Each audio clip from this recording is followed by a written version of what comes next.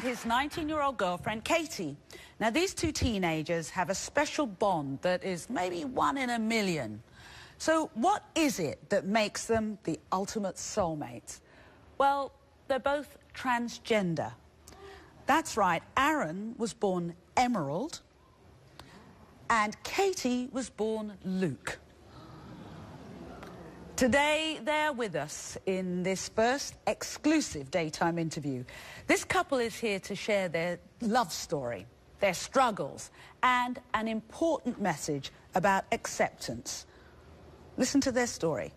From a very young age, both Katie and Arin realized they were different. When I was younger, as a little kid, growing up as a little girl, you know, my mom put me in dance and put me in pageants, and I did all that fun little girl stuff. But as soon as I would be done with that, I'd run home, rip it off, go play in the dirt with the guys, and I just felt like I didn't fit in.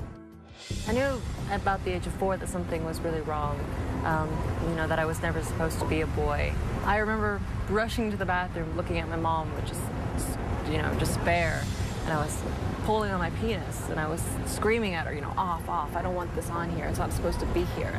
I felt really uncomfortable in the clothes and even my own skin. Both children were bullied by their peers. I was bullied in every way imaginable. Some of the names I was called was, you know, gay, lesbian, transvestite, tranny, and I've been punched and kicked and pushed and shoved and spat on. I didn't have too many friends, and after 2nd grade, I really just stopped hanging out with a lot of people because they didn't want to hang out with me. I was the oddball. After years of emotional turmoil, as teenagers, they convinced their families to help them transition from the sex they were born as to the sex they felt they were meant to be. When I was about 15 years old, it came down to the deciding factor. Either I was going to transition and be male, or I wasn't going to be here anymore because I was so unhappy being female. When I came out to my mom, and she looked me deep in the eyes and she said, I will do anything to make sure that you stay alive.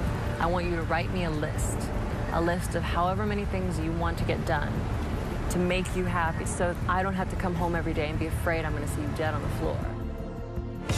Both teens took drastic steps to change their appearance. I had chest surgery to remove my breast within a year of starting testosterone. To get on hormones and to be called Katie, not Luke. She, not he. All their young lives, these teens struggled in isolation, just wanting to be understood and accepted.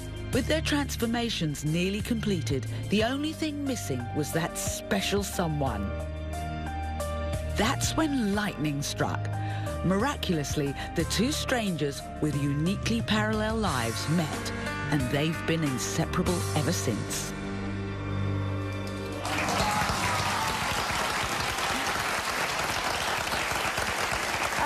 Now, we're going to talk about your transitions in just a moment, but how did you two meet? Let's start with that. How did you meet? Well, we first met at a transgender equality group meeting for transgender youth, and I walked in and I knew who she was immediately because I've read about her a year before transitioning, and she's like a celebrity to me, and I was like, wow, she's so beautiful, Mom. You know, you got to see her. And then, you know, 3 weeks later, I had a bad night at prom, got dumped on prom. Really? Yeah, women. Yeah. And, you know, I went and I saw her there, and I had to pick my jaw off the ground and said, finally got the confidence to ask for her number, and we just hit it off from there. Next day, we're on a date. Wow. So, what was that first date like? Was it like, you know, wow, you've walked in my shoes, you know how I feel? Oh, yeah, definitely. We just sat and talked about our old experiences, you know, what we liked, what we didn't like, and then we just basically said, you know, hey, it would just be perfect if we just switched, you know. We just switched parts and switched, you know, stories, and it would be a lot more comfortable and a lot easier in our lives. Let's talk about clothes. So, why you're laughing. Where do you get your clothes from, Katie? Him. How can you say we have the same hip size? Well, you know, I got rid of all my old boy clothes, you know, a long time ago. What did you do with them? I gave them away. I you know, burned some, honestly, you know, because I didn't want anything to do with it. And when we first started dating, we had this great idea because he had all these extra girl clothes that he wasn't going to wear, and he goes, well, hey, we kind of were the same size. How about I just give them all to you? And actually, this dress used to be his. If you believe it. And Never wore it. never wore it. Never wore it. What did you say when you first saw Katie in one of your old dresses? What did you think? She looks better than me. Now, let's come to those transitions. Now, you had your transition first, am I right, Katie? Yes. And what was that like? What did they do for people who have no idea? Oh, well, the surgery is pretty complex. Basically, what they do is, in the simplest terms possible, they just turn it inside out. Like, they do the miraculous thing of they cut it and they just flip it inside out. And it's hard to understand it, but, Yeah. you know, they cut off the testicles. It's called a vaginoplasty. Was it scary before the operation? Nope. No, not for me. As soon as I landed on the plane, I was like, roll me on a bed and cut me open right this very second. I don't care how much it hurts. I don't care, you know, how long it takes. And I just don't care. Get it over with. Right now, I want to be who I've always wanted to be. I have to say, I know it sounds like a dumb thing to say, but I'm being honest, and a lot of people who are watching would think the same. It is hard to believe that you were ever a boy.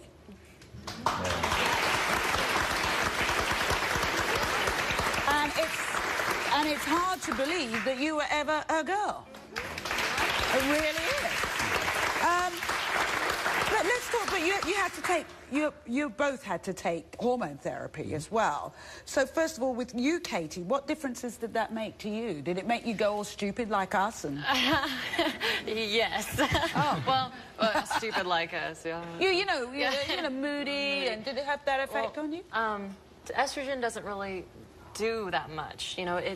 Unlike testosterone, it doesn't really change too much of your features. It doesn't change, you know, your muscle growth or anything. I mean, it makes your hair shiny, makes it grow a little faster, makes your skin softer, but all in all, it doesn't change your voice. I mean, it makes like hair grow on your body a little slower, a little thinner, but all in all, that's it. So let's come to you, Arin. Now, you started, I'm guessing, with the hormone therapy first. What did that do to you? Because, as you said, testosterone is a whole different ball game, I was going to say. It's a very aggressive hormone. It did everything for me. I mean, it changed my voice within 2 days. I cracked my voice and changed my body structure. It placed my fat in different places instead of my butt or breast. It just started, I basically dropped fat, but I gained 30 pounds of bone and muscle, and it just changes everything. Was it a weird sensation in many ways, or welcome but weird, or? It wasn't weird at all because it finally felt I was hitting puberty. You know, it felt like, oh, it's about time. This is what I'm supposed to be. This is what I'm supposed to live like.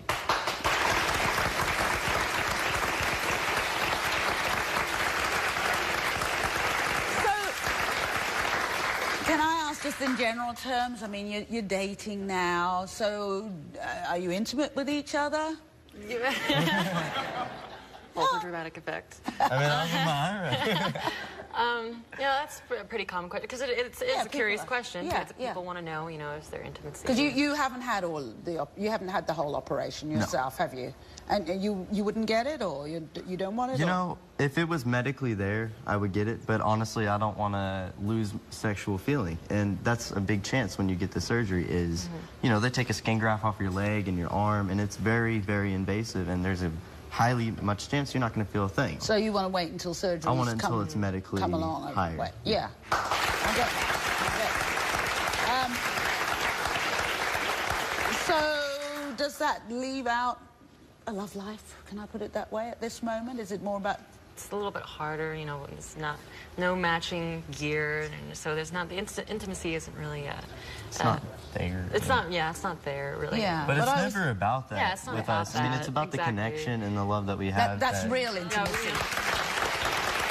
Yeah, that's real. We both have walked in the same shoes. And we're just, you know, we're so young, and we're just having a good time, having fun with each other, spending time with each other, getting to know what we still like and where we are in life. You know, we're still babies, really. Heck, I haven't even started college yet. Yeah, you know? I gotta graduate high school first. And I'm in college, and I'm focused on my studies, and I focus on, you know, my future. And what do you want to do in the future? Pilot. I want to fly planes. Yeah. And what do you want to do? I always wanted to be a anthropologist or sociologist, but apparently everyone backstage thinks I should be a doctor or research facilities. They're on the way here. They said, Katie, this isn't really the Trisha show. We're actually holding an intervention for you to go to med school. They want you to go to med school? Yeah. She has the mind for it. She's extremely intelligent, so I just wanted to be at her full potential. The full potential. Now, we're talking about the transitioning, and you actually documented your breast removal surgery. It's only fairly recently. Yeah. Right. And you're going to share some video with us. So stay with us. We'll have that when we come back.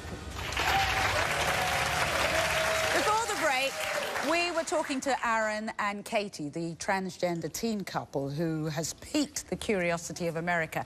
Now, as a parent, I can't help but wonder about the challenges facing the mother of a young child who wants to transition to the opposite sex. So let's find out. So joining us now is Arin's mother, Denise, and Katie's mother, Jaslyn. So, Denise, I'll start with you.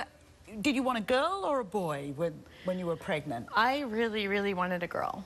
You got your wish? Yes. And you called her? Emerald. Emerald. Do you get teary when you look back at those photos? Almost, yeah, I still do. It's getting better, but I still do. What's the teary bit about? Because you know, you lose the mother-daughter relationship. And we heard about Emerald going into all the pageants and dancing. Yeah. She did awesome. She had gorgeous hair and, you know, a cute smile and pretty eyes and, you know, all the little things that you would want to throw your little girl into, and, you know, we did that. Were things sort of starting to develop at school that started making you question what was going on? She was always like the loner. She was always like the different child.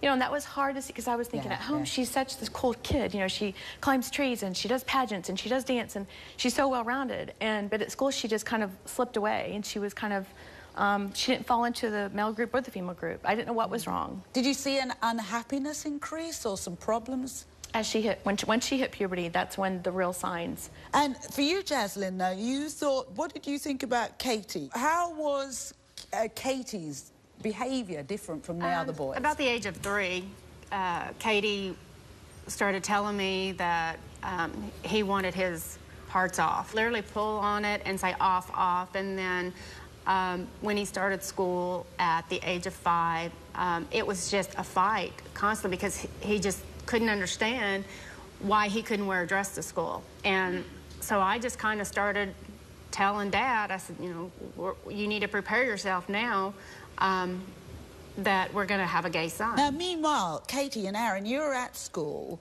You know, your mums are seeing it from the outside. What was happening to you at school? How were your peers? How were your school friends? Did they think you were a lesbian, or did they? You know, I wore a plaid skirt because it was a private school, and I walked like a dude in it, you know. It's not, I mean, it was kind of there. Yeah. I could never walk like a girl and do what they're supposed to do. I just couldn't do it. But, you know, it was cool because the first couple days of school, the new kids would come in, and I'd have friends for a couple days before people would actually tell them not to hang out with me. And what about for you, Katie? What was happening? Meanwhile, what was happening for you at school? Well, I went to a public school, so I had more restrictions. I covered my body because I was so ashamed of myself. You know, I was ashamed of my body, and I would wear jeans in the summer and a big black coat to disguise myself. And so, you know, I tried to be incognito so no one would pay attention to me. I did the exact opposite. I almost made myself want to be excluded so no one would judge me or hurt me. Did kids judge you and hurt you and bully you? Definitely. What did they do? From everything from verbal exclusion and physical abuse. You know, I was What, punched, hit you? Hit me, pushed me, shoved me, spat on me. I've had a lot of people spit on me. How does that affect you? Because every kid wants to fit in. What did you cry? Did you act out at home? Did you just go into your shell? I went into a deep, dark place. I was suicidal by the age of 7. I mean, that's how bad it was. Well, in Oklahoma, there's not very many people like me. I had no precedent to look up to whenever I was in You high just school wanted or out high of the school. pain. Definitely. And did you know that? Did you know that, Jessica? I mean, I knew that she was suffering, but I didn't know. I just found out a couple years ago about the suicide attempts. I mean, you have to understand, we live in Oklahoma, and so it's a big Bible belt. You know, Arin went through the same thing. I mean, he went to a Christian school or a Catholic school. Were they accepting? No, I mean, They asked me to leave because I broke the honor code. What was the Right. honor code that you broke? just following was the kicked out Bible. of Just school. their honor Just because code. I was different and, you know, since I was starting to be more manly, they said I broke the honor code. It was like a slap in the face. I mean, your child is like I mean, I the character. tried so hard to fit in for 12 years, and they said, you're not good enough for us. That And was you our got the lowest point. grown-ups that are shunning them too. It's not just the kids. The parents? The parents were more brutal than the children. I've even had teachers at my public school show people, you know, interviews I've done or something and let them laugh at me. They, you know, they let the kids take out their iPhones and laugh at me. Can I ask for both of you, the mums, what the real lowest point when you thought, this isn't just my kid being excluded or acting differently or anything like that? My lowest point, when Arin's lowest point, was when he was asked to leave school. That night, he finally told me, I wanted to kill myself 4 nights ago. I actually called the suicide hotline. I was on the phone with them the entire night. I didn't sleep. And I said, why didn't you tell me? And he said, because, you know, this is what broke my heart too. I said, why would you want to do that to yourself? I want you here as my child. He said, because you always told me your life's going to be so hard. Are you sure you want to go down this road? Are you sure? You kept telling me how hard it was going to be. He goes, well, if it's going to be so hard, why would I want to be here anymore? And, you know, as a parent, sitting there in that room with him at that moment and knowing that I didn't want to be any to blame for that. And I also knew how painful it must have been for him. And I looked down and the knife was still on the floor. And this was like 4 days before that. And I thought, I don't want to bury my child. And I think every parent needs to know they need to listen to their kid. You don't want to lose the child over it.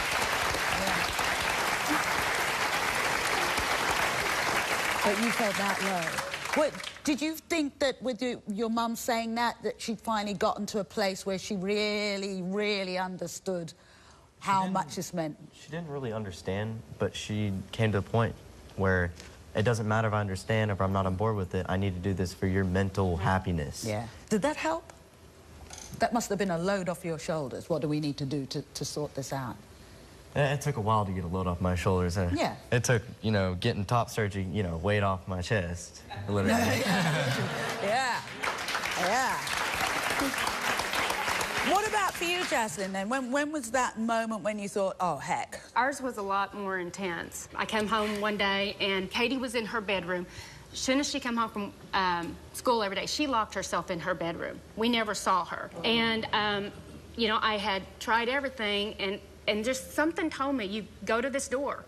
And I went to the door, and I begged for her to let me in. And when I got in the room, Katie was in a fetal position and just wailing, because I could hear her crying. And the cry was just different than, I mean, she cried herself to sleep every single night for 8 years that I know of. And I had to go to sleep every night listening to her cry because I couldn't find a way to help her. And the whole time I just thought she was just trying to come up with a way to tell me she was gay. And I got down on the floor with her, and I just literally remember grabbing her and almost just in an anger, you've got to tell me, you know, what is wrong? I can't do this no more. I'm not gonna watch you die. I'm just not gonna do this. And I am not leaving this room until you tell me how I can save you.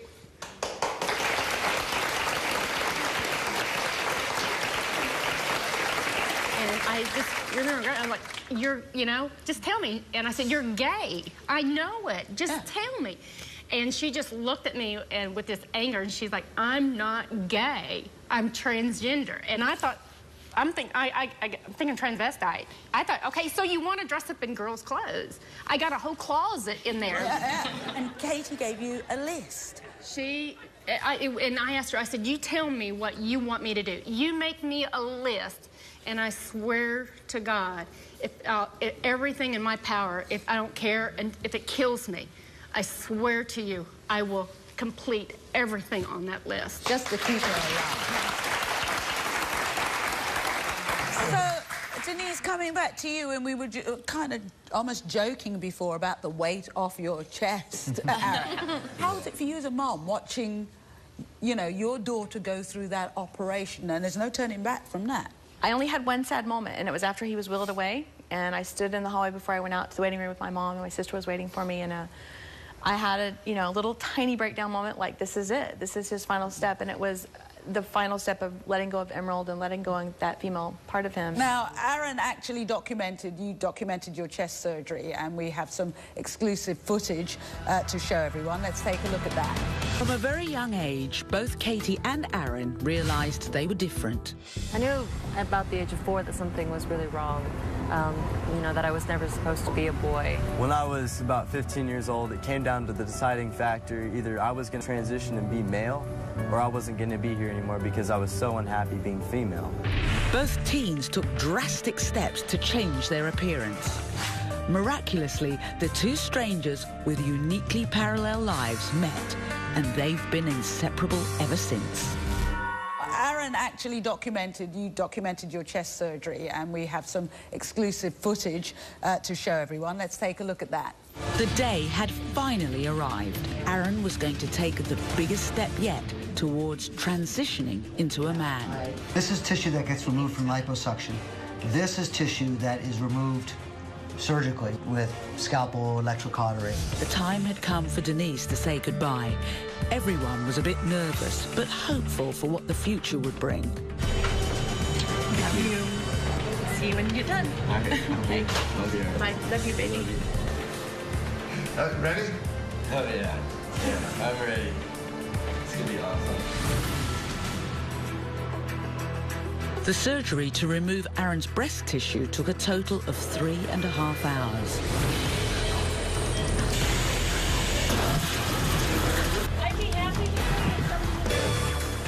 After the successful operation, Denise was happy to be reunited with a groggy Arin and to share her feelings about the outcome of the procedure. I'm good. Okay. Yeah. Okay. I feel really loopy. Do you? Yeah, they put some morphine in me. Okay. They said it looks really awesome. Did they?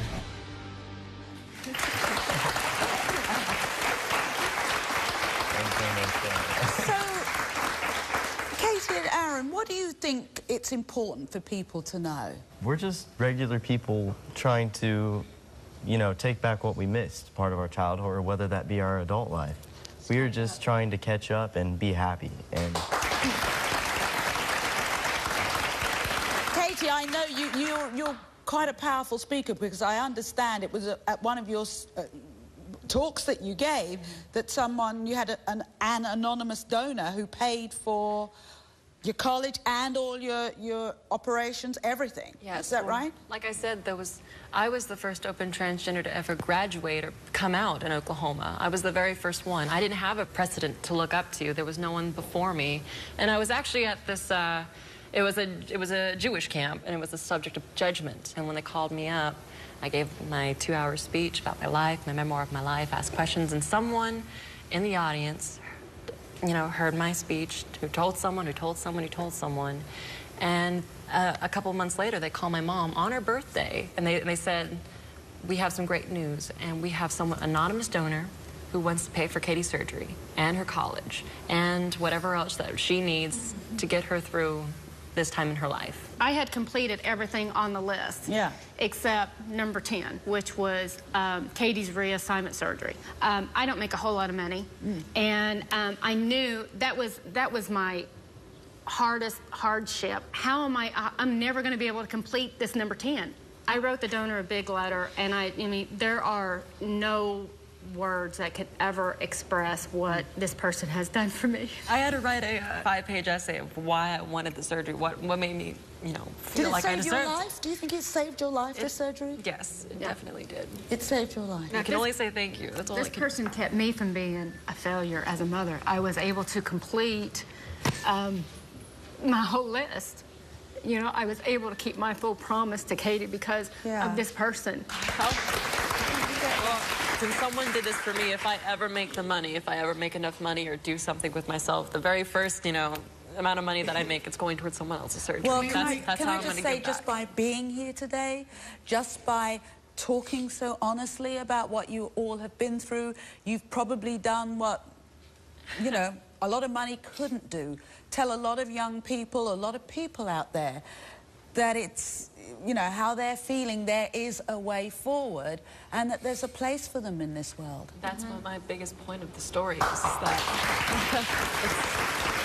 it's not just about that we're normal.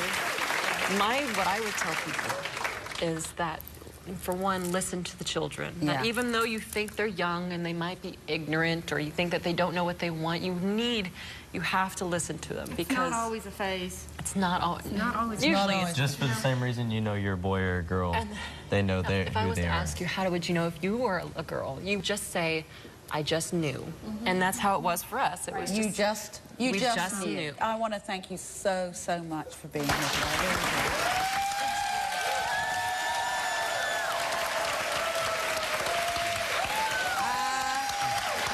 Okay, we have to take a break, but we'll be right back. Welcome back. Welcome back. Before the break, we were talking to a transgender teen couple and their moms about the challenges of transitioning to another sex.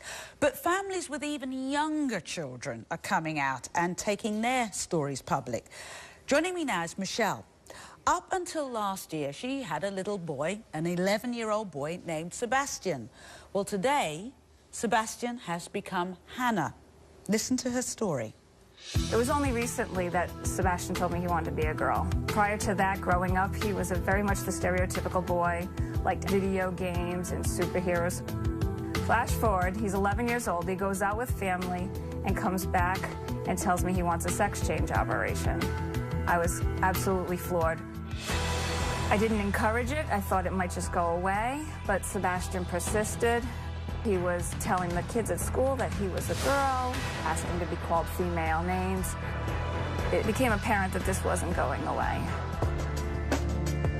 Within a few months, we transformed Sebastian into the girl he would become, and we call her Hannah.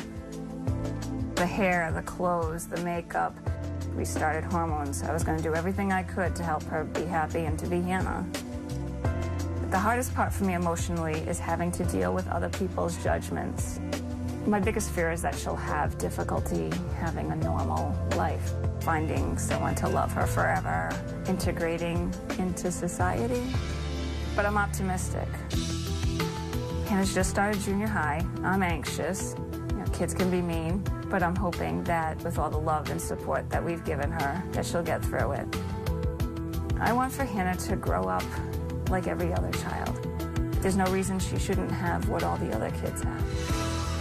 So, Michelle, you said judgment is the toughest part, because we didn't talk about that with the other moms, but what kind of judgments have been made about you because of Hannah?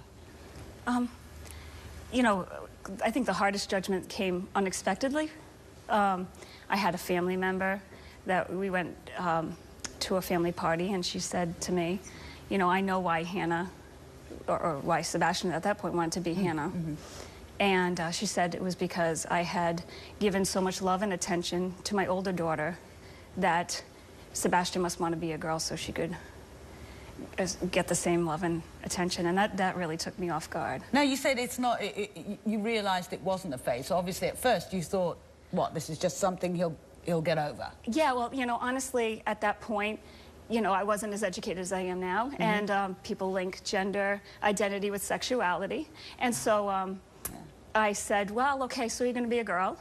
Who do you like? Who are you going to date? Yeah. And, oh, boys. I said, okay, well, then you're gay. Right. And, oh, absolutely not. So when did you start allowing Sebastian to even wear girls' clothes? It took a couple of months. My older daughter was very excited at the prospect of having a younger sister, who she didn't have at that point. I have two younger sons. And we were going to a Pride event in Providence, and I felt this was a perfect opportunity because of the community that she'd be in, and she'd be accepted and I wouldn't have to worry.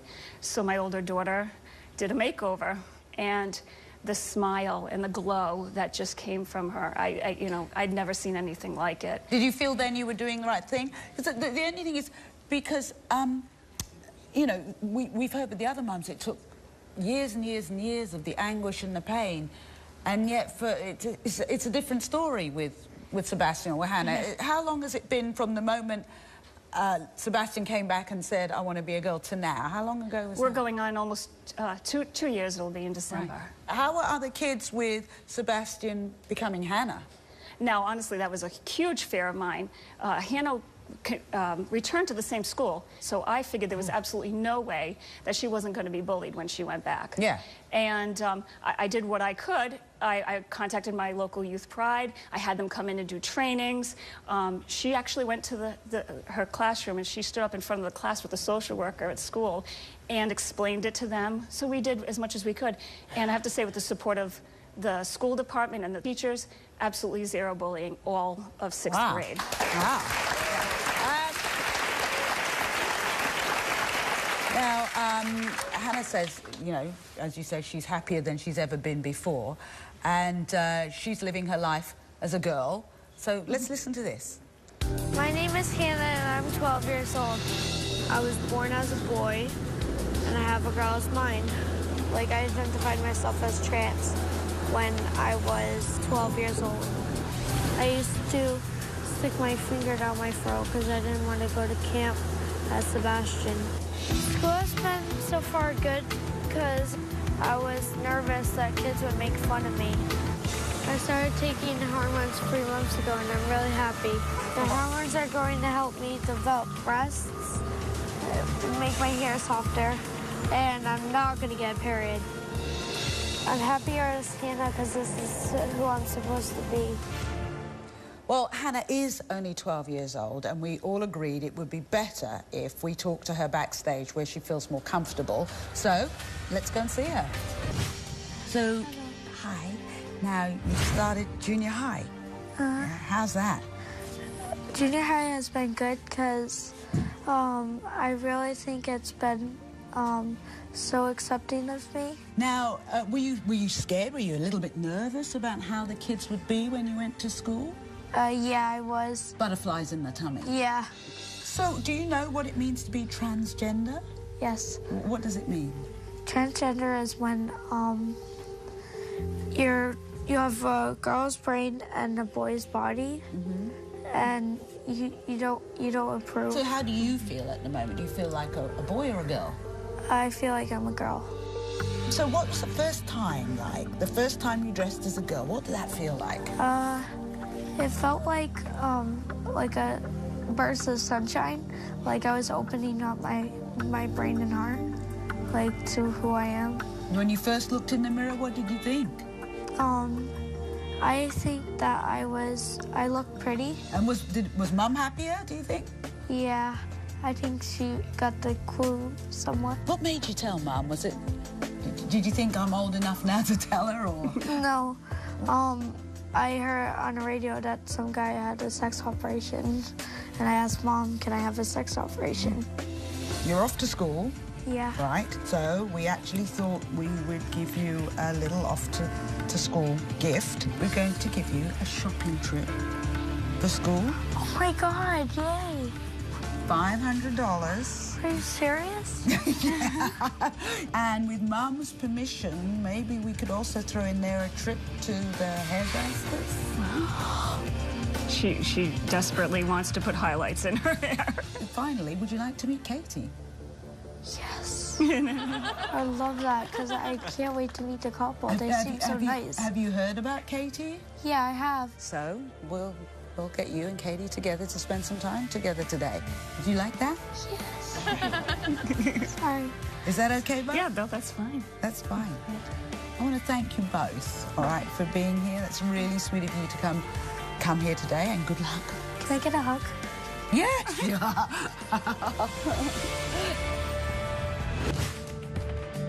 I knew about the age of 4 that I was never supposed to be a boy. Either I was going to transition and be male, or I wasn't going to be here anymore because I was so unhappy. He's 11 years old and tells me he wants a sex change operation. Do you feel like a boy or a girl? I feel like I'm a girl. Would you like to meet Katie? Oh my God, can I get a hug? Oh, it's so nice to meet you. Right? You are very special, and you're just unique. You are your own person, and you belong in this world. I feel really honored to meet you too. You're so sweet. I'd just like to acknowledge the courage and bravery of our guests today. The world can be a really rough place, and these fine young people have taken the road less travelled in pursuit of their own true peace and happiness. I want to thank you for watching. Take care.